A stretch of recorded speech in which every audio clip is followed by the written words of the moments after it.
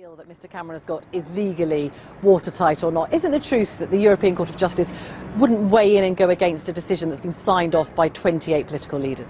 I'm afraid that's not so. If you actually read the text of the agreement, it makes very clear, I think in the second or maybe third paragraph, that the agreement conforms with the European treaties.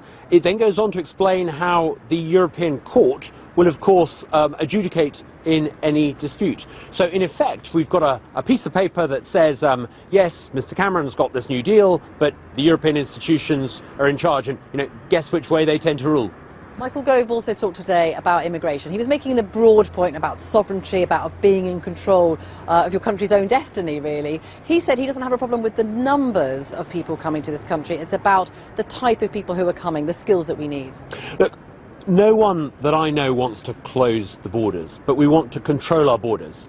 I know people in my constituency who've lived in this country for 30, 40 years. They came over from India in the 60s and the 70s, and they deeply resent the fact that they can't bring granny over for a wedding.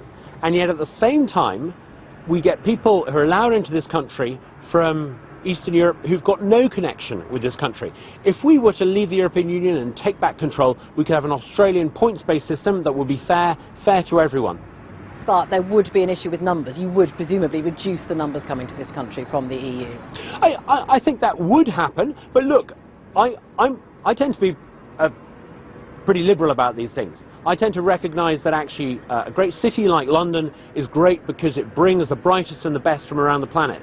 But we need a system of control that makes sure that the people who come here are the brightest and the best, not just coming here because they happen to have an EU passport. If I could just ask you briefly about something a bit closer to home in your party, the deputy chairwoman, Suzanne Evans, seems to have been sacked from her job. What do you make of that?